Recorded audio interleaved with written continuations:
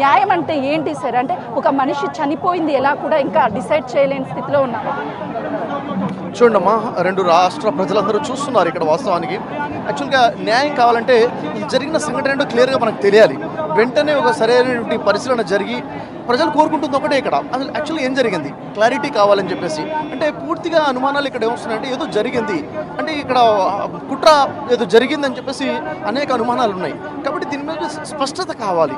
CM గారు ఇప్పుడు స్పందించలేదు. ఇంత రెండు రాష్ట్రాలు కూడా కదిలిపోయే ప్రజలందరూ రోడ్ల మీద ఉన్నారు. ఇలాంటి తరుణంలో ఇది ఒక మతానికి సంబంధించిన ఇష్యూ కాదు, చూడకుండా ఇది మానవతానికి సంబంధించిన విషయం.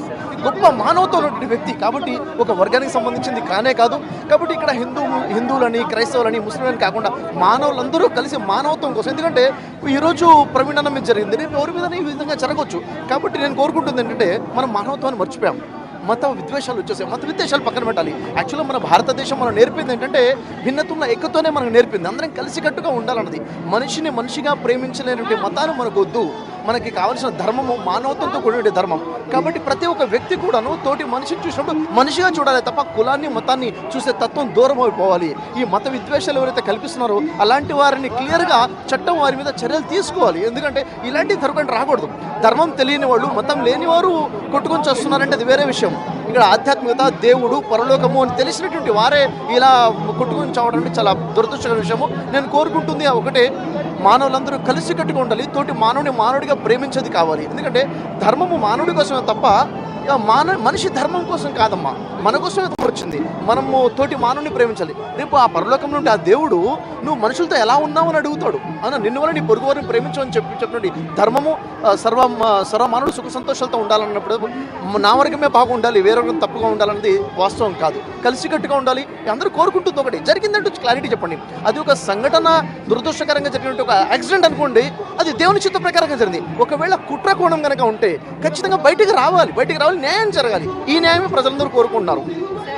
ప్రవీణ్ పగడాల గారు చెప్పినటువంటి ప్రతి వాక్యం కూడా ఎక్కడ మతాన్నో కులాన్నో ఉద్దేశించి ఎప్పుడూ చెప్పరు.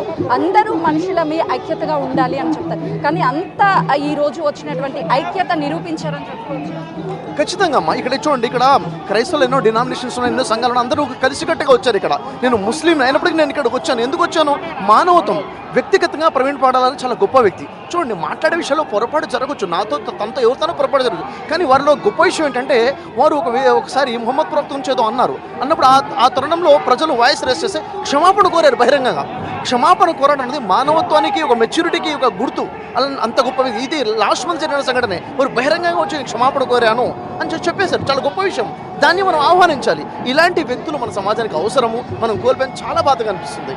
అంటే ఫైనల్లీ ప్రభుత్వాలకు కావచ్చు, లేకపోతే క్రైస్తవ సోదరులందరికీ అసలుకి సమాజానికి ఏం చెప్పాలనుకుంటున్నారు? సమాజానికి, ముఖ్యంగా ప్రభుత్వానికి. ఈరోజు ప్రభుత్వంలో ఉన్నటువంటి కొంతమంది మత విద్వేషాలు రెచ్చగొట్టే విధంగా ప్రసంగాలు చేస్తున్నారు. దయచేసి మీరు ప్రజలు ఎన్నుకోబట్టే ప్రభుత్వం కాబట్టి ప్రజల పక్షంలో మాట్లాడండి. విచ్ఛిన్నం చేసే విధంగా, వర్గీకరణ చేసే విధంగా దయచేసి ప్రభుత్వం నుండి కొంతమందికి, నా మాటలు వింటున్న వారికి తెలుసు ఎవరి విధంగా మాట్లాడుతున్నారు. వాళ్ళకి సూటిగా నేను చెప్పాలనుకునేది, దయచేసి ప్రజల పక్షం నిలబడండి, ఒక వర్గం పక్షం నిలబెట్టకండి.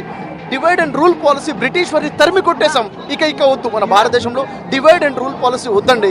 కలిసికట్టుగా సంక్షేమ రాజకీయమే కావాలి తప్ప మత రాజకీయాలు మనకు వద్దని ప్రాధాన్యపడదు. రెండు చేతులు దండం పెట్టి నేను చెప్తాను ఏంటంటే ప్రజల కోసం నిలబడండి. ఇలాంటి కూడు మనకొద్దు. ప్రజల్ని విడగొట్టి ప్రభుత్వం, అధికారము, ఇలాంటి సంపద మనకొద్దు. మనకి ప్రభుత్వం కోరుకుంటుంది, ఈ ఉభయ తెలుగు రాష్ట్రాలైనా దేశ ప్రభుత్వం కోరుకుంటుంది అంటే ప్రజల కోసం నిలబడండి, సంక్షేమం. ఎందుకంటే ప్రతి ఒక్కరికి మరణం ఉంది, ప్రతి ఒక్కరికి మనం ఆధ్యాత్మికులం. చనిపోయిన తర్వాత అక్కడ సమాధానం చెప్పాలి కదా. కర్మఫలం అంటాం, ప్రతి కర్మకి ఫలం అనేది, మంచి చెడు కర్మలకి. మరి అక్కడ నిత్యజీవుడు, నిత్య మరణం ఉంది, స్వర్గ నరకాలు ఉన్నాయి. దానికి భయపడాలంట నేను. ఏ అధికారం శాశ్వతం కాదు కదమ్మా. కాబట్టి అందరూ కలిసికట్టుగా, మానవత్వం లేని మతం మనకొద్దు. నేను సైతం సమాజం కోసం, ప్రతి వ్యక్తి సమాజం కోసం ఆలోచించాలమ్మా. చూస్తున్నాం కదా, ప్రవీణ్ పగడాల చనిపోలేదు, భౌతికంగా మా మధ్య దూరమైన తను ఇచ్చినటువంటి ఉన్నాయి. వాళ్ళ కుమార్తో మాట్లాడే ప్రయత్నం చేద్దాము. ఈ టైంలో మాట్లాడించకపోవచ్చు మిమ్మల్ని, కానీ తప్పడం లేదు. అంటే ఏం చెప్పారు?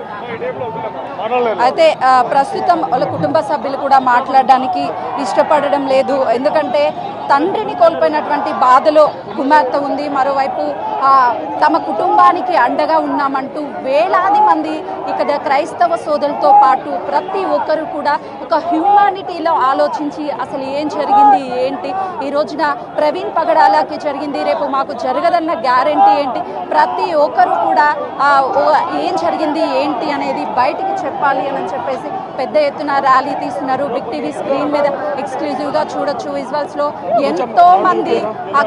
ఎంతో మంది వేరు వేరు ప్రాంతాల నుంచి రాష్ట్రాల నుంచి వచ్చి అంతిమ యాత్రలో పాల్గొన్నారు. చివరిగా